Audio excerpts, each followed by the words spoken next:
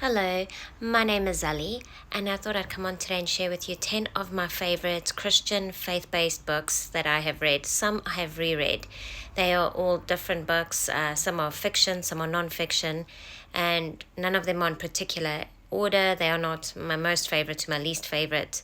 They are just really all 10 good books. Except the last one. The last one is by far my favorite book, and I think it always will be. So, without me babbling anymore, I'd also like to say that I don't know how to do the images, so I'll just be using another device to show you the covers of the books. So the first one is The Hiding Place by Connie ten Boom. This book was really, really good. I even got my husband to read it after I read it.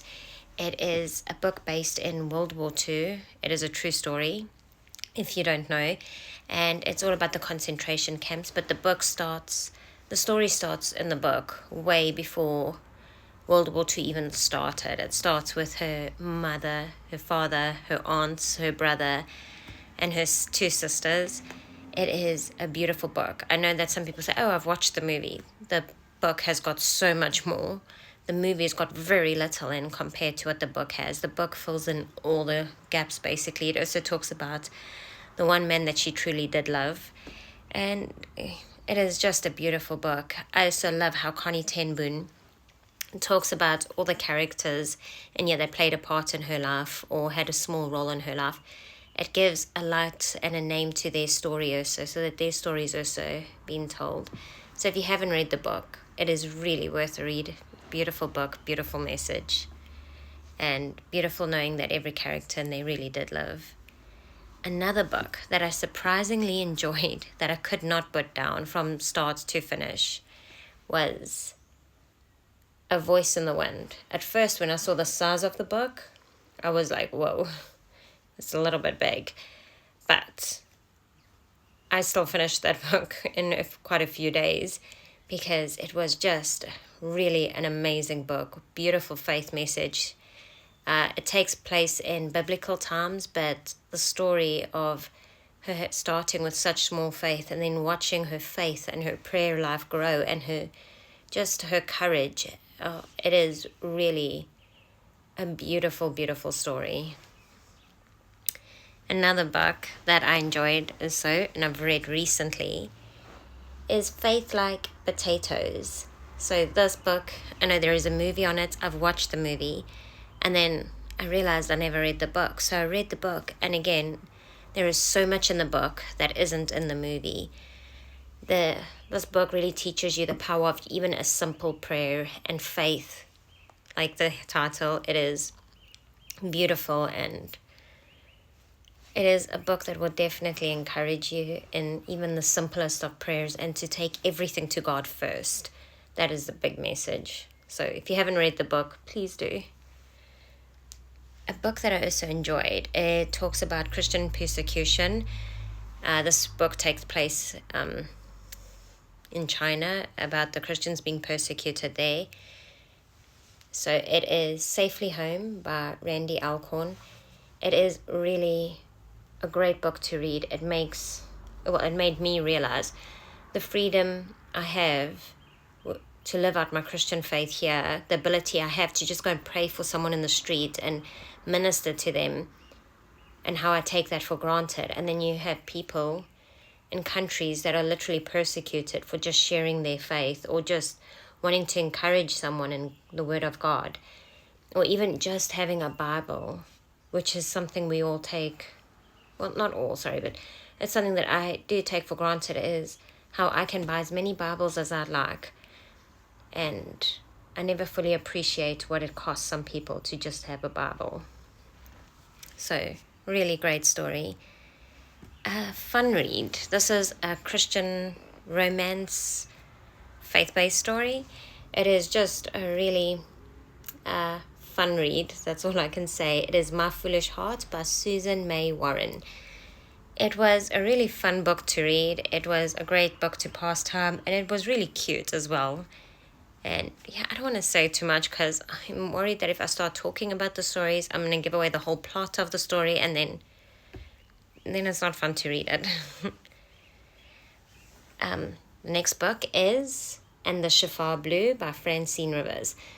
This book was also really eye-opener. It follows a pastor who starts off in a small church with his family, and how this church grows into a mega church, and how his focus shifts from the beginning of the book to where his church is a mega church, how his character and his focus shifts, but also how it affects his wife and his son, and how their people still pray for him throughout all of this.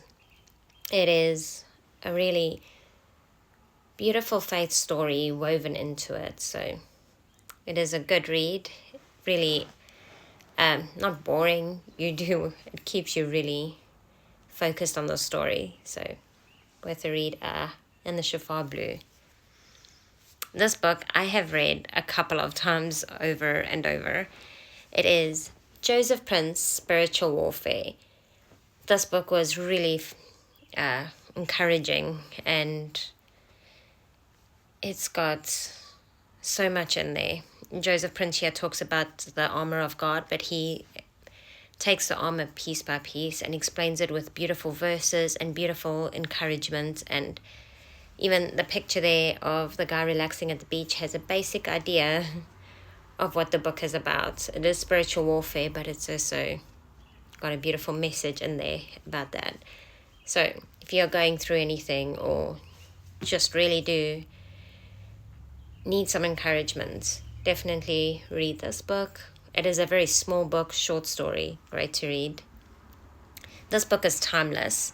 The man, I think, will also remain timeless. I mean, it's been, I think, almost 100 years, if not more. So it is Smith Wigglesworth on manifesting the power of God. I think he lived about 100 years ago. Didn't actually check that. I should have checked it. But yeah, I always think that Smith Wigglesworth will remain timeless. His faith, his love for God, the way he had so much faith, and his prayer life, everything about him just shows you how much he loved God and how much faith he had. And that's why I think his teachings and this legacy he left behind will remain timeless, because if you just have to read his book or read any book of his just to see what a great man of God he was, and his love for God shines through, and it is really encouraging. So if you have time, please, Smith Wigglesworth if you haven't.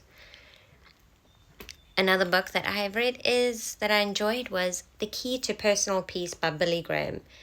I love Billy Graham's writing. I love his books. I love the way he writes. It is easy to read, easy to understand, and he explains also the Bible and the Bible verses in there in such a beautiful way. So I really enjoyed reading this book, and I had an awesome revelation also from this book while I was sitting at the beach one day with my kids and my husband, and I was reading, and I think that's why this book will always have such a special place in my heart. So if you haven't read it, do read it, especially if you feel like sometimes you need just some personal peace. And number 10, my most favorite book of all time is, of course, the Bible. Sorry, my Bible is pretty old. I wouldn't say that old. It's really loved. I really do love my Bible, and I don't think I could ever go a day without it. So if you don't have time to read any other book, please make time to read this book. This is the only book you will ever need to read, and the only book you will ever need to reread over and over. It is my most favorite book. And also, if you don't have time to read, if you're really busy, they have so many apps now where they can literally read the Bible to you. So you can read it while you're getting ready for the day or while you are driving somewhere. There is so many opportunities and ways now to make sure you get the Word of God in your soul. So with all of that, before I keep rambling, thank you so much for watching, and please comment down below any book recommendations you have. Bye.